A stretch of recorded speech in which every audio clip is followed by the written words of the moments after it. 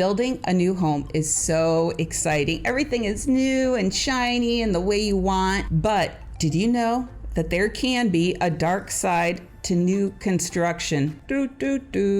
Yeah, it can be very frustrating for buyers. So you need to know these points I want to cover today, so it will help eliminate those frustrations and sort of set the expectations right. Hi, I'm Jill Thomas, and I'm a real estate agent that covers the Sarasota and Bradenton areas and then some. And each week I bring videos about Sarasota real estate and what it's like to live here in the state of Florida. New construction is everywhere, and Florida is no exception. And certainly here, our little slice of the west coast of Florida, Sarasota and Manatee Counties, certainly we have got a ton going on. I have multiple people reach out to me every week asking questions about new construction, and I've had a ton of people close or they're in the middle of the new construction process. So I want to make you aware of some of these things, like I said, to set those expectations, to help maybe minimize some frustrations, so you know that you are not the only one going through all these, or it's just not your builder that you chose. It's sort of an epidemic, if you will. So I want to go through these 4 points, and at the end I do have a quick bonus point I just decided to add, because yesterday I had somebody reach out to me and ask about new construction, and there's one other thing I just thought it would be nice to quick throw in and mention to you. Number one, let's talk about pricing. This is not the first video I've mentioned this in. It certainly won't be the last, because it comes up a lot. So the pricing for new construction is not what most people expect it to be. You're going to see an advertisement or a sign in front of a community that will say prices starting in the low 400s or prices starting in the mid 5s or something to that effect. So you see that sign that says prices starting in the low 400s. You think, great. My budget's $500,000. I can get a really nice house in this neighborhood that I think I'm really gonna love. But that's just the starting price. That's not everything involved in the pricing of this home. There's actually 3 main components, 3 main variables that get factored in to the final price of a home. Number one is the base price of the house. And that's that number you're gonna see on the sign. And that's just the starting price of the smallest house of base prices of these homes. So if you see that sign that says even something really low, especially for our area, let's say it said something like starting in the 300s, most likely that is going to be either a condo or a villa. It's going to be very small, just a 2-2, maybe a 2-bedroom with a den, but very small, very simple. And then the prices go up from there. So as you can imagine, the bigger the home, the more that base price is going to be. So that is just that starting base price of the house. That's not the final number. The second thing is the lot price. So as you can imagine, not all lots are created equal. We've got what we would call a premium lot, something that's on a water, nice water view, or maybe a preserve view. Those are becoming very popular just because people want the privacy, or people think that they're afraid of alligators. They think they're going to see less alligators if they're backed up to a preserve. And then we've got other views, other lots that are going to be a little bit more economical. Maybe you're backed up to another house. Maybe you're backed up to a road, whether it's an interior road in the community or an exterior road outside of the community. Now the builders will do a pretty nice job trying to buffer all that if you are backed up to a road, but it just still is what it is. So as you can imagine, those water preserve views are going to carry a higher price tag than the other lots. Now the prices themselves range drastically depending on the community. So maybe more entry-level community, the lot prices might start at $5,000 and could go up as high as $20,000. For a luxury community, we're talking hundreds of thousands of dollars for that lot, and then we've got everything else in between. But for a solid community, it's not anything to spend $50,000, $75,000, $100,000 for a decent lot in there. So that's going to get added on to the base price of the house. Then the third thing is all the pretty stuff, all the fluff, the things that will make this new construction process exciting for you. So picking out the cabinets, the flooring. So that's when you go to the design center, and then also any structural changes. So maybe you want to extend the coverage of the lanai, or maybe you have options for adding a loft or adding another extra bathroom somewhere. And so that really depends on the builder and the options that they carry for that floor plan. But that would be those extra costs. So you have to add all that. So once you roll those 3 things together, that's your final price. Now there are a few communities or few builders where it is a little bit more cut and dry. So this isn't across the board, but I would say this is the majority of these builders. So I want you to keep that in mind. Now, if you do see an inventory house, a spec home, then typically that's an all-out number. They've already factored in the base price of the house, the lot, and somebody else has already picked everything for the interior. You do not get to pick that. So then that's an out the door price. But otherwise, when you see those signs and all those fun advertisements say prices start at that, you just need to add on a lot more money than that lowest number that you see. Number 2, the time frame.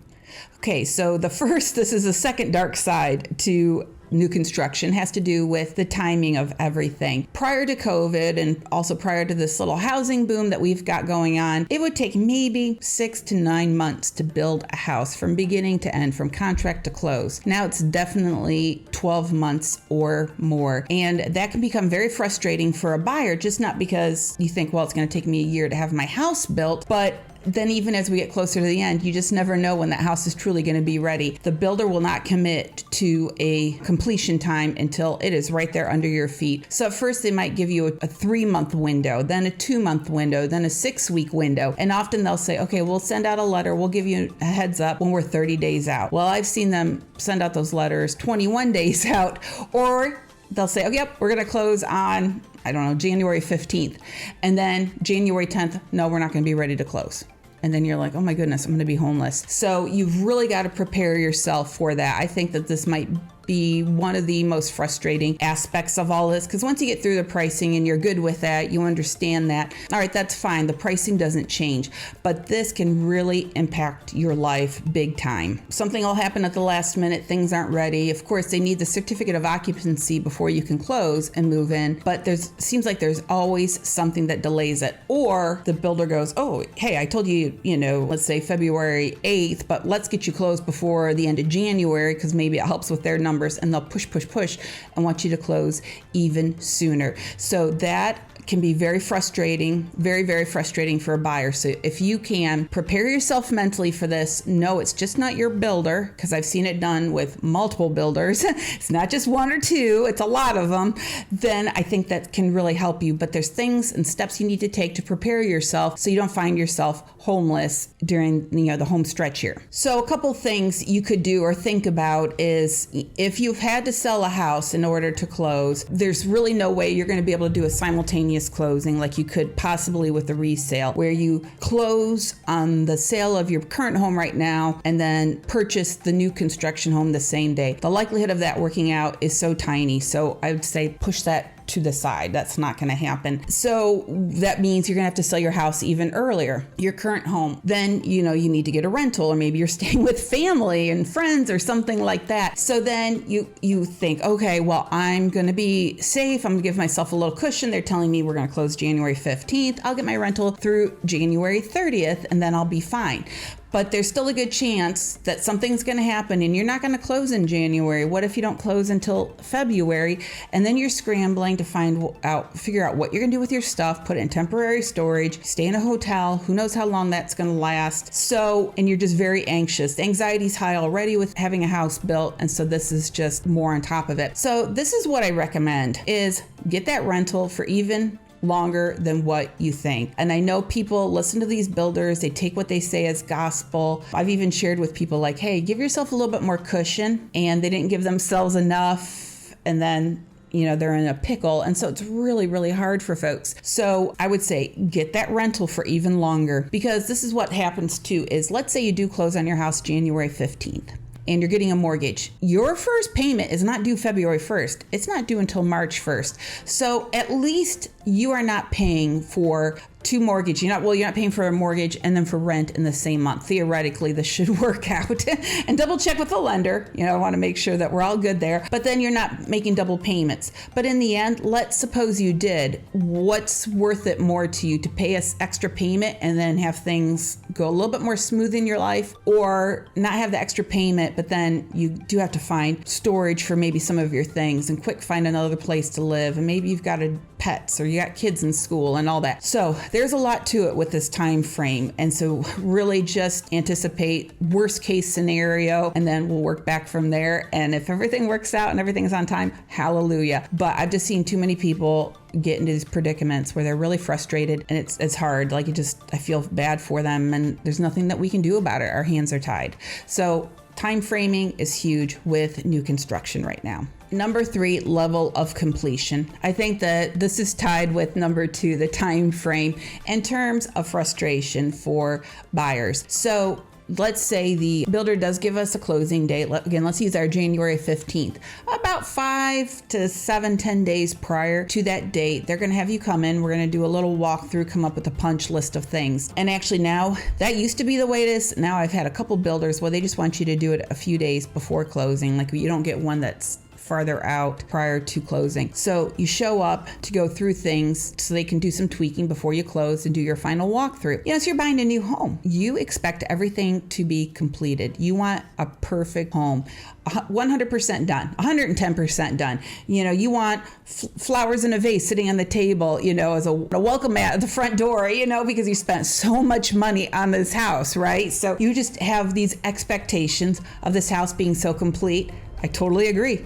I can understand that, but that's rarely the case these days. There are so many incomplete things. Historically, there would be a couple little things here and there, and the builder would scramble to get them complete. And now it's almost like, the builder just says, we'll do it within the first year after you've moved in, because they've tweaked the language in these contracts, and there's some gray language in a lot of them where it really does give them the latitude to have you close. As long as they have the CO, the certificate of occupancy, they want you to close, and then they'll say, we'll take care of these things right after closing. Now, if it's something outside, like maybe there's like some of that stonework on the front of the house that needs a little tweaking or something like that, okay, not so bad. But there's been a lot of things, like a lot going on in a house, and they want you to close. They want you to get off their books. They want the money. They've been working on this house for over a year, and they're going to push and push and push. And they will say things like, no, it's okay. This is our process. Go through this warranty company. You're going to go to this website. You can contact me. I'm available. It isn't working quite as smoothly as what they're claiming that it will. It's not that they don't work on things, but you might have a pretty long list of items that you just not want addressed, but you need to have addressed. You bought a brand new house. You shouldn't have some of these issues in the home. And I'm talking messed up kitchen cabinets, dented appliances, floors that have issues, window sills, things like that. Pretty big stuff. And so I want to set those expectations that most likely you're not going to have that perfect house. It's not even going to be 98%. And here's the thing too, is we talked about that time frame. Well, you're in that rental or you're staying with family, and you need to get out because you don't want to be homeless. You don't want to have to scramble for this transition time. And so your hands are a little tight too of, okay, I need to close in this house. I need to move in because I know it's not perfect. So there's a lot happening with that. So I want to warn you guys that the builders are not completing houses very well. There's a couple actually that are doing a pretty decent job. I'm not going to give out names of builders like that in videos, but if you come to town and we're talking or, we're working together, I will share with you my experiences and I will give names, but I'm not going to do that in videos. I've already told people I wouldn't do that. So here we are. So I just want to prep you for that again, expect the worst and hope for the best when it comes to the home being completed.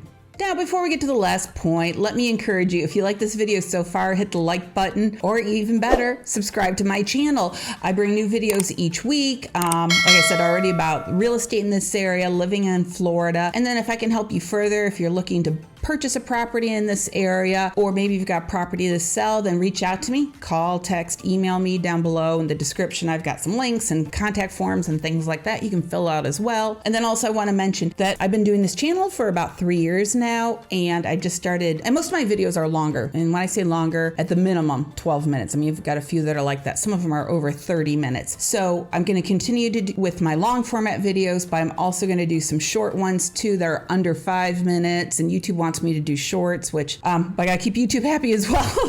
So I'll be adding some more, but I'm gonna have some like shorter videos to just give you some quick nuggets of information that hopefully are super helpful for you. So look out for the short and the long, and maybe some shorts, the little 60-second or less videos. Number 4, communication. Okay, so I do have to say that some builders, their communication is definitely better than others. And sometimes it's the builder himself, the gentleman who's over, like the building supervisor. Sometimes it's the sales agent. Sometimes one's better than the other. Sometimes they're both good. Sometimes they're both horrible.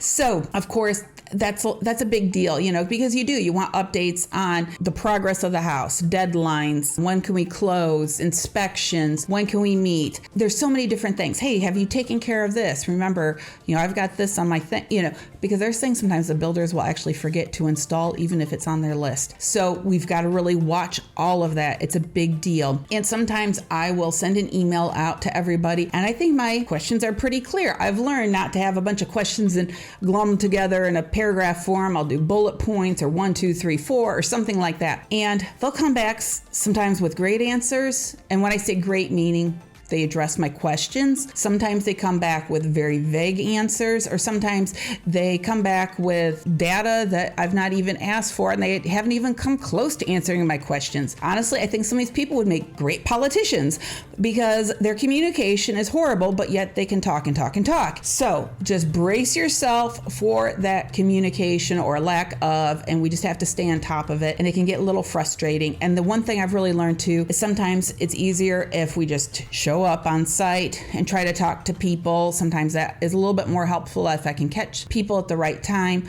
So that's a really big deal. So there we go. Communication. We really need to stay on top of that and stay on top of these folks and just be kindly aggressive. That's what I tell people. I always say, we're going to be aggressive with a smile, because if we don't smile when we do it, they'll turn us off really fast. So ask a lot of questions, but just do it with a smile. And then if you want to get angry, just save it for the big things, I would say. Let's pick our battles in terms of getting super angry about stuff, because otherwise, I promise you, it does not help you at all. So communication, big deal. Okay. Bonus point. And this isn't really a dark side to new construction, but just something I want to point out, because a nice guy named Nathan yesterday reached out to me, and he was asking about hey, maybe we want to do new construction and we want a really big lot, at least 1/4 of an acre, or even a 1/2 an acre or more. Okay, if you are looking in a community where you've got the wall, an HOA, maybe a gate at the front, something like that, you are not going to get a lot that's more than 10,000 square feet for sure, which is 0.22 of an acre. It's still slightly less than 1/4 of an acre. 7,000 square feet is super normal, sometimes even less. If you're lucky, maybe 8,000 square feet. These lots are small. The builders jam them in there. There are a couple new communities that I know that they're going to start to build in the next few years in Lakewood Ranch area that are going to be larger lots, but these are not homes under $1 million. These are definitely going to be multi-million-dollar homes. So if you want a good lot size with a new house, these types of communities will not be a fit at all. It just doesn't exist. Now, there are some lots in Northport that are 10,000 square feet. Most lots in Northport are exactly 10,000 square feet, where builders are building spec homes on there, but this isn't in a community. It's just regular streets, regular homes, and a lot of the homes are on septic and wells. So then that's a turnoff for some people, and some people love that. They're okay with it. So just keep that in mind, that you're not going to get a large lot in a new construction community. Now, of course, not every new construction process is a total nightmare, but I did want to paint this picture for you just to help with those expectations. So if we sort of anticipate some of these things happening, and then we rejoice in the victories that we do have, maybe we have some great communicators, or maybe they're sticking to the deadlines, or whatever that is, then that's good. Let's rejoice in that. Let's choose which battles to really fight. Not that we don't speak up, but we need to not escalate things right away, because otherwise you're just going to have to go see a therapist or something before this is all over, if you get yourself a little too worked up over it, if you do find yourself in one of those predicaments. So I've had some very, very, very happy new construction folks, and even people who ended up with some nightmares. In the end, they still love their home. They're happy with where they're at. They just wish the process went a little prettier than what it did. So as you can tell, I've done a lot of new construction. I can help you with that. If you are interested in new construction, let me know. If you start looking in communities and you go, well, I'm just going to look on my own to see if I like it before I bother Jill, tell them that you've got an agent, that you're not going to register without me, and that way I can help you, because if you get registered without me, they're going to cut me out, and then I can't help you at all and help you navigate these waters. And it doesn't cost you any more money or any less money whether you do or don't use a real estate agent for new construction. So just keep that in mind too. It's only going to help you. It's not going to hurt you. So whether it's me or somebody else in another town, that's great. I recommend that you do that, and somebody who has experience doing new construction, because I've just learned where to push, how much to push, what to look for. And I have other recommendations as well that I didn't squeeze into this video. Okay, guys, thanks so much for watching today. I hope this was a help to you. Like I said, not all new construction's a nightmare, but there definitely have been some nightmare stories in the last few years. All right, guys, take care. Have a great day. Bye-bye.